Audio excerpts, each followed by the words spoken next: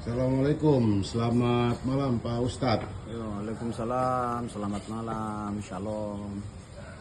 Ya, menurut Pak Ustadz, perkembangan politik di Papua, Provinsi Papua khususnya, kemudian terkait dengan beberapa putra-putra terbaik Papua yang maju sebagai calon gubernur dan wakil gubernur. Menurut Pak Ustadz, seperti apa? Ya, kalau sesuai dengan Undang-Undang Otonomi Khusus, mungkin untuk gubernur dan wakil gubernur itu memang harus dibuktikan dengan keaslian orang Papua. Tapi di beberapa kota itu kan ada wali kota, calon wakil wali kota.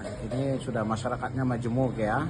Jadi terlepas dari etnis, DNA, bagaimanapun juga mereka yang sudah kita ini sudah lama datang tinggal hidup, makan di tanah yang sama, sehingga itu ada hal-hal kearifan lokal itu harus diterjemahkan arahnya ke situ, sehingga ada penolakan beberapa saudara-saudara kita yang kebetulan itu bukan etnis Papua atau campuran. Hal-hal yang seperti ini sebenarnya bertentangan dengan kearifan lokal Papua itu sendiri. Padahal dalam sejarah membuktikan bahwa kearifan lokal itu bagaimana orang Papua menerima kehadiran saudara-saudara kita yang kemudian mereka ingin menjadi orang Papua, dan mungkin secara adat budaya, karena adat budaya itu terdiri dari 7 unsur ya, termasuk makanan, termasuk kebiasaan hidup dan sebagainya, bahwa mereka itu adalah orang Papua, sehingga mereka secara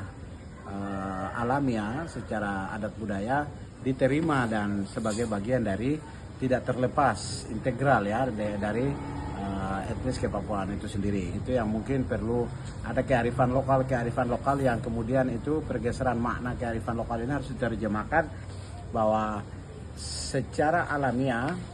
Jadi kalau di dalam fikih itu ya, usul fikih atau filsafat hukum Islam itu, asal usul segala sesuatu itu adalah ibahah atau mubah, boleh, tetapi kemudian hukum mengatur. Nah, karena adat budaya Papua itu sifatnya adalah ibahah atau boleh dan bisa menerima, dan itu menjadi bagian dari masyarakat adat Papua.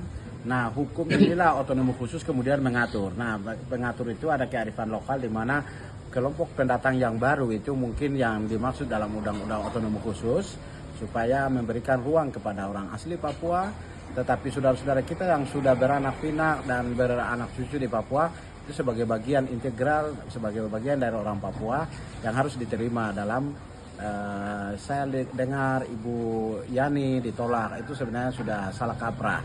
Menerjemahkan Undang-Undang Otonomi Khusus secara serampangan itu juga tidak boleh, tapi kita lihat bahwa ada unsur aspek di sini, ada aspek equality, humanity, liberty, dan solidarity. Jadi ada aspek kemanusiaan, ada aspek kebebasan, persamaan hak, kemanusiaan, ada aspek kebebasan dan lain sebagainya. Ini saya pikir tanpa harus diungkapkan orang Papua sudah memiliki penghayatan itu secara alamiah, sehingga proses ini berjalan baik. Nah, secara politis orang melakukan penolakan itu segala macam, itu juga mungkin karena secara politis, mungkin karena mereka ingin tapi itu lebih bagus dalam nuansa demokrasi itu harus kita secara demokratis menerima perbedaan itu sesuatu yang alamiah. Naturallah. Bagaimana menurut Pak Ustadz calon-calon putra-putra terbaik kita seperti Bapak Paulus Waterpau, kemudian Bapak Matias Fakiri, kemudian di situ juga ada Pak Tony Wanggai dan juga Pak Yan Mandenas dan juga Tommy Mano. Bagaimana menurut Pak Ustadz? Ya, menurut saya beliau ini adalah putra-putri terbaik Papua, apalagi Pak Paulus Waterpau, Jenderal Bintang 3, putra pertama dari Papua dari kepolisian. Pak Matius Fakiri, beliau seorang mualaf, seorang muslim Papua, orang asli pertama yang juga adalah jenderal. Jadi saya mengapresiasi kedua tokoh ini untuk kemudian bisa memimpin Papua, karena dengan begitu latar belakang militer ini bisa menjaga teritorial keutuhan negara kesatuan Republik Indonesia, dan mereka tahu tentang bagaimana untuk bisa menyapa masyarakat Papua dengan hati. Saya lihat ada faktor-faktor keberhasilan yang itu dilaksanakan oleh Pak PJ Gubernur Pak Papua Pegunungan macam Pak Dr. Felix Wanggai. Nah, hal-hal ini saya lihat sosok itu juga akan bisa diharapkan muncul dari Pak Matius Fakhiri dan Pak Paulus Waterpauw. Persoalan apakah siapa yang berpeluang, saya pikir sama-sama punya peluang, hanya tinggal bagaimana memenuhi, orang bilang itu syarat ya. Syarat bisa jadi tidaknya itu satu, rekomendasi partai politik. Yang kedua, pasangan yang dipilih sehingga itu dapat mewakili wilayah adat, karena Papua Induk ini kotanya sudah majemuk, tetapi kita berdiri di atas wilayah adat yaitu Tabi dan wilayah adat Saireri, sehingga bisa Pak Paulus Waterpauw misalnya menggandeng putra salah satu dari Saireri, Pak Dr. Tony Wanggai dari NU misalnya. Nah, kemudian Pak Matius Fakhiri juga demikian, ada salah satu putra terbaik juga misalnya akan menggandeng misalnya untuk maju misalnya dengan Pak Tommy Mano. Itu akan menjadi proses yang lebih baik untuk proses, katakanlah semacam proses politik education, yaitu politik bagaimana pendidikan politik ke depan itu secara sehat, secara kompetitif, dan itu secara berkeadilan untuk menciptakan Papua yang lebih baik. Saya pikir dua sosok ini punya kans yang sama-sama masing-masing cukup besar, dan beliau diantara salah satu kalau terpilih itu kemenangan bersama. Itu yang mungkin saya harapkan, tapi secara pribadi saya mendukung semua pihak yang saat ini siapapun yang bisa memenuhi tadi, yang terutama adalah syarat. Kalau dialah mungkin yang lolos dari proses verifikasi atau syarat sebagai calon gubernur, kita sama-sama akan mendukung itu untuk Papua yang lebih baik, lebih maju, lebih majemuk, dan bisa lebih sejahtera.